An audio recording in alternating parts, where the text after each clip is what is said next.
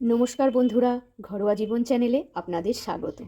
আজকে আমি আপনাদের জন্য নিয়ে এসেছি বাঁধাকপি দিয়ে চিকেন পকোড়া। চিকেন পকোড়া তো অনেক রকমভাবেই খেয়েছেন, কিন্তু এই বাঁধাকপি দিয়ে চিকেন পকোড়া খেয়ে দেখলেন, দেখুন কতটা সুন্দর লাগে। আর কিভাবে বানাতে হয় সেটা আমি আজকে আপনাদের শিখিয়ে দিচ্ছি। তবে চলুন দেখে নেওয়া যাক বাঁধাকপি দিয়ে চিকেন পকোড়া। বাঁধাকপিটার মধ্যে আমি অল্প করে নুন দিয়ে খানিকক্ষণ মাখিয়ে রেখে দেব, যাতে বাঁধাকপিটা একটু নরম হয়ে যায়।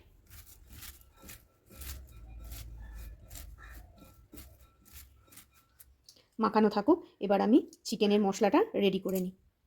চিকেনের মশলাটা করতে আমার লাগছে একখানা টমেটো, কিছু কাঁচা লঙ্কা, কিছু রসুন, কিছু আদা কুচি আর কিছু পেঁয়াজ দিয়ে আমি ব্লেন্ডারে এগুলো মিক্সড করে নেব। আমি ফ্রাইং প্যান বসিয়ে দিয়েছি। ফ্রাইং প্যানে আমি সামান্য তেল দিয়ে দিলাম।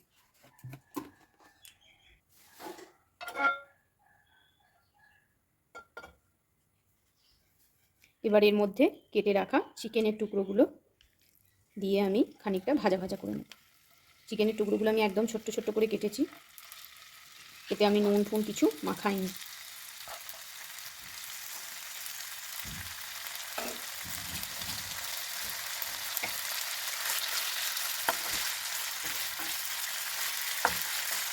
এবার চিকেনগুলোকে আমি একটু ভাজা ভাজা করে নেব।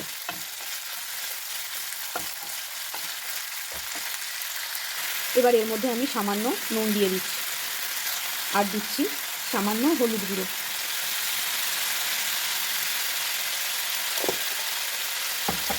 এবার একটু ভালো করে ভেজে নেব।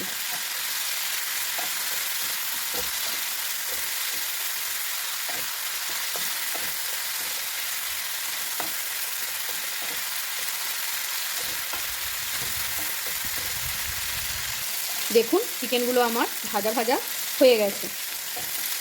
এবার এর মধ্যে আমি বেটে রাখা মশলাটা দিয়ে দেব।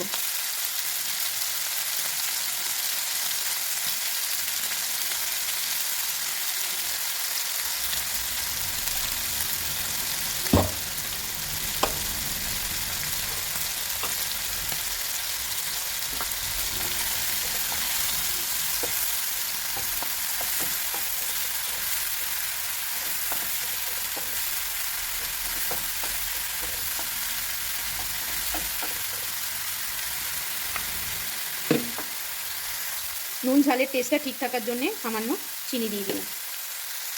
এবার আমি এর মধ্যে সামান্য জিরে গুঁড়ো দিয়ে দিলাম।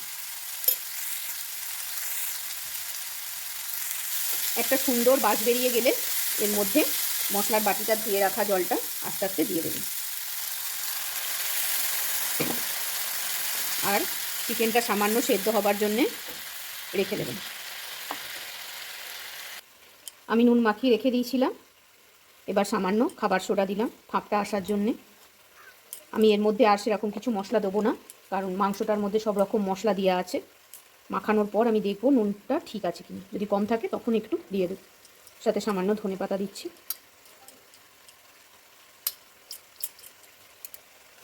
দেখুন নুন মাখিয়ে বাঁধাকপি দিয়ে সামান্য জল বেরিয়েছে, সেই জলটাকে আমি ফেলে দেব। আমার মশলাটা রেডি হয়ে গেছে। দেখুন একদম কষা কষা করে নিয়েছি। এবার একটু একটু করে আমি এর মধ্যে দিয়ে দেব।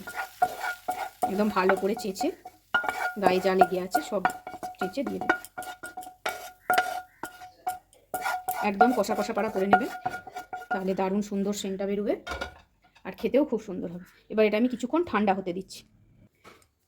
এবার আমি এর মধ্যে দেব বেসন। আগে অল্প করে দেব, তারপর লাগলে আবার দেব। এটা ভালো করে মাখাবো। সামান্য সবজি মশলা। এবার আমি এটাকে ভালো করে মাখিয়ে নেব। চিকেনটা একটু জুড়িয়েও গেছে, আমার মাখাতে সুবিধা হবে। গরম থাকলে মাখাতে খুব অসুবিধা হয়।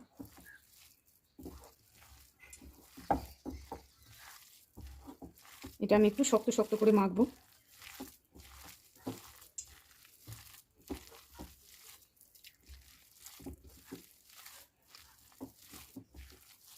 এবার মাখাটা হয়ে গেলে নুনটা ঠিক আছে কিনা আপনারা দেখে নেবেন। নুন ঝাল এগুলো ঠিক আছে কিনা। এবার আমি এর মধ্যে কর্নফ্লাওয়ার দিচ্ছি।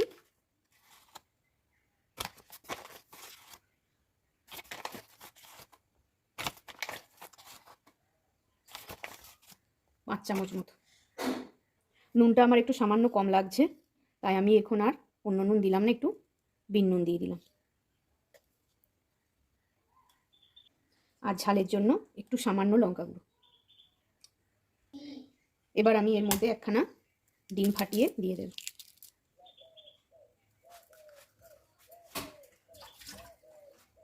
এবার এটাকে ভালো করে মাখিয়ে নেব।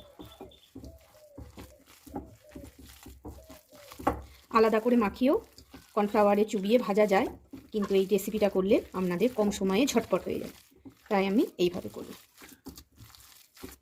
আমার মাখানো একদম রেডি। কিছুক্ষণের জন্য এটা আমি রেখে দেব। আমি কড়াইতে তেল বসিয়ে দিয়েছি। তেলটা একটু সামান্য গরম করতে হবে, একটু বেশ সামান্য বলতে কি একদম কড়াভাবে গরম করতে হবে। আমার তেলটা একদম গরম হয়ে গেছে। এবার আমি একটা একটা করে পকোড়া ছাড়ব। আমি পকোড়াগুলো খুব একটা বড় বড় করব না, ছোট ছোট সাইজের করব, যাতে সেদ্ধটাও ভালো হয় আর খেতেও ভালো লাগে।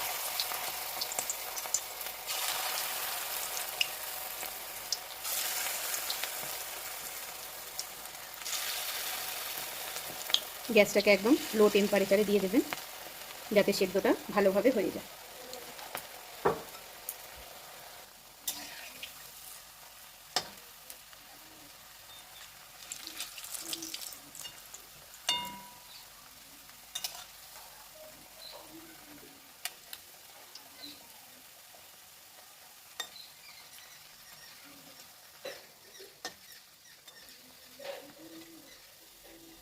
একটু লাল লাল করে ভালো করে আমি ভেজে নেব।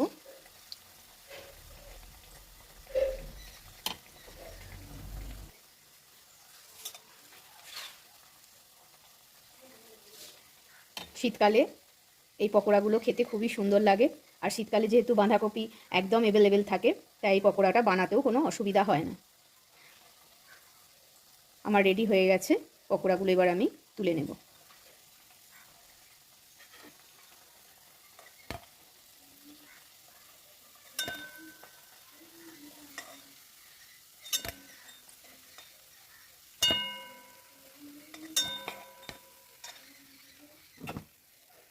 দেখুন আমার গরম গরম পকোড়া একদম রেডি।